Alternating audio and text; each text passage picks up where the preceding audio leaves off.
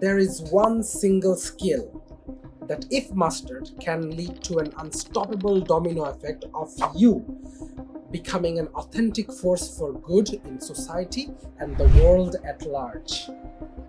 I haven't mastered it yet, as it requires a lot of practice, and being a good human is indeed a skill that needs to be developed and practiced. And in my opinion, and believe me that this video will be very opinionated, the modern world has made it way too easy to go in the opposite direction, to be a bad person. TikTok, social media, gender ideology, the lowering of the average attention span, replacing one kind of intolerance with another, and the regression back to conservative fundamentalism in many countries. All these seemingly good but actually horrible plagues surround us, drowning out all other voices, deafening us in our society, in our homes, in our pockets, and in our smartphones. They mold our environment. So here's the premise.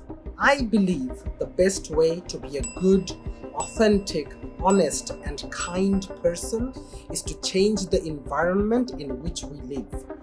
By doing so, we can create a space that makes it easier to nurture that one important skill. This can be achieved either by literally morphing our environment to suit our needs, or by moving to a different environment that better suits our needs already.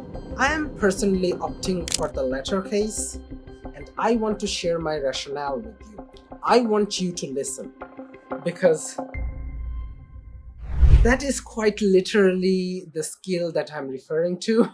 Actively listening to others with the intention to try and understand them. I am moving to Finland, I think. And I know I am being way too optimistic here, but I believe that the environment, culture, and very society of Finland have evolved in such a way that it makes it infinitely easier to be a boring, old, cookie-cutter, good person. And I'm making air quotes, but I'm being serious. It's harder there, I think, to go ridiculously astray in the other direction. Case in point, Finns know how to shut up and listen. They are very quiet. And when foreigners go there with an honest intention to learn, they teach them this elusive, long forgotten skill, the lost art of listening. So listen, you guys don't have a choice here. I know one-sidedly talking through a video kind of makes the point moot. But please listen. I have noticed something. People in most of the world talk way too much. They talk over each other in real life. Oh, and definitely in social media. Everybody wants the other person to adhere to their point of view, even if that warrants the use of force. Soft force like cancellations, or physical violence like those in countries ruled by autocrats or dictators. I am right, you are wrong. How dare you be wrong? I must make you right. Shut up, I get to talk, not you. But be honest, when you face a situation like this, do you listen? Actually listen? Or do you wait for the other person's lips to stop moving so that you can reply for yourself? There is a severe lack of listening in the world. As such, a severe lack of conversation. A yelling match is not a conversation. The goal of a conversation is to try and understand the views of someone who is not you. Finland culturally places a huge emphasis on being quiet. You might have seen the memes or read the comic series called Finnish Nightmares. The Finnish values enshrine the notion of giving others a space to express themselves. They gave women the right to vote way before the USA did. The men sat down and listened to their better halves. They understood their sorrows, felt empathy, and worked together to solve that. When you live in Finland, you will constantly be into situations where after you speak talking, the Finnish counterpart might go quiet. I feel really uncomfortable with that because of my upbringing. We Bangladeshi people chatter a lot.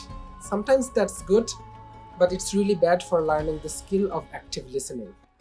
This happened to me on Tandem, a language learning app where you get to speak with your target language partners. I finished speaking and my counterpart just went quiet. I was really nervous, like, did I say something wrong? Should I speak again to hammer my point in, or should I just throw away my point altogether and admit that I was wrong? But actually, my counterpart was considering the best way to reply to my arguments. She actually listened to what I say and gave her reply, which came about a minute later, some very serious thought. What can be more flattering in the world than to be listened to? I felt joy like never before. It's a really good and amazing experience. How much hate can be avoided when you listen to other people? By not speaking all the time, by actively listening, you are also actively contributing to the process of bringing different cultural groups with different philosophical backgrounds together. And that is the definition of peace. In Finland, this is a skill that is nurtured from childhood. When you do not listen, when the people in your life do not feel heard, listened to, their worries and their needs, they become resentful. Think back on your experience. Have you ever uttered the phrase, "You're not listening," in the middle of a conversation? Has it ever been uttered to you?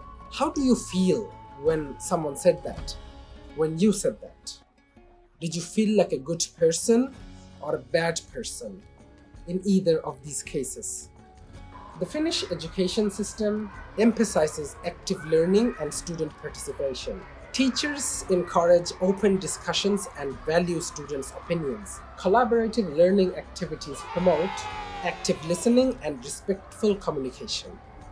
They learn to be either quiet or quiet and kind. If they do talk, they prefer kindness.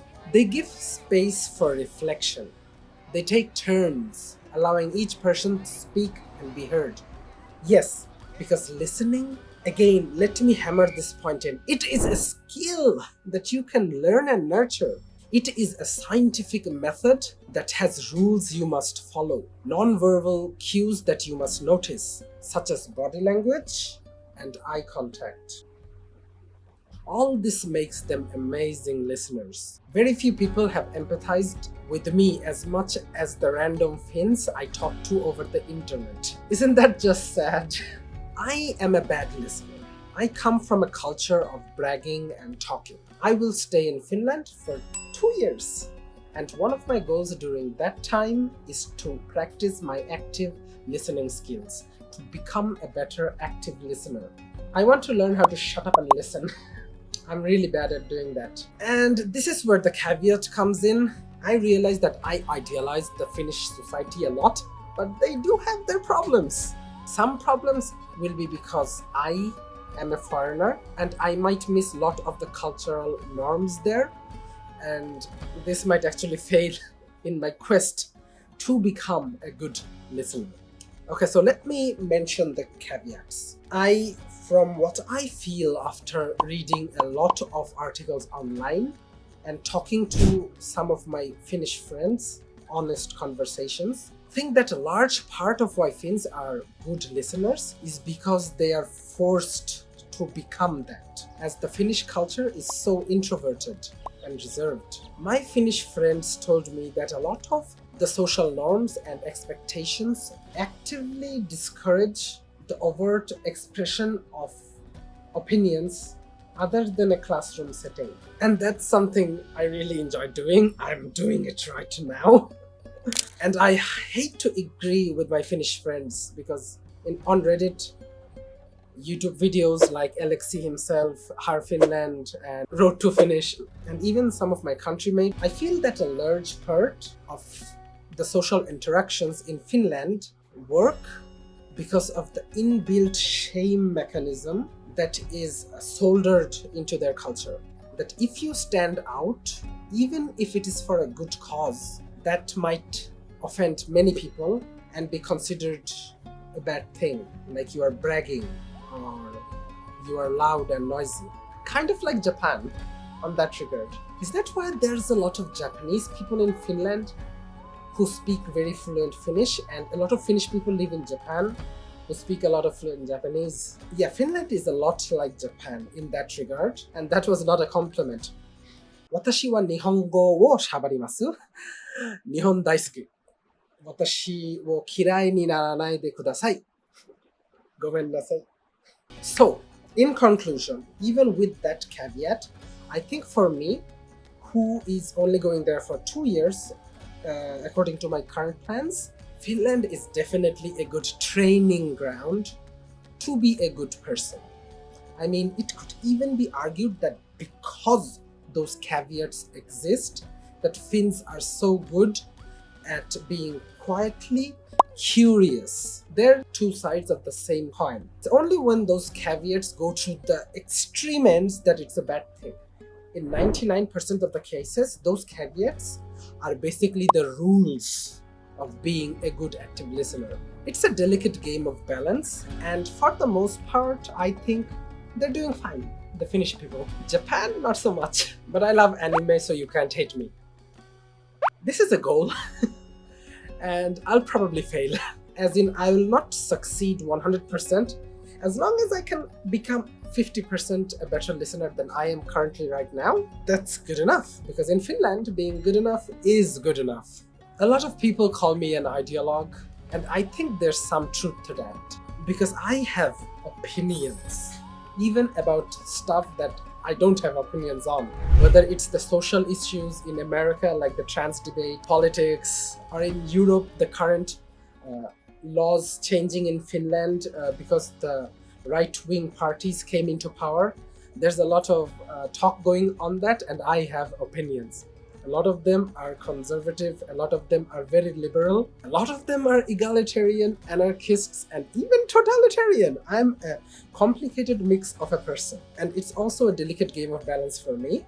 And this, my YouTube channel, will be a strange journey on my process to self-actualization, to meld and mold all those ideological, philosophical opinions and thoughts and theories and feelings and emotions together to be a better, kinder version of myself. If you want to see me fail, see me succeed, learn from me or learn because I failed at something, give this video a thumbs up. I would really like to think about what you thought on my opinion on Finland, the caveats and the good sides. Comment them below and subscribe to my channel. Sayonara, moi moi. Namaste.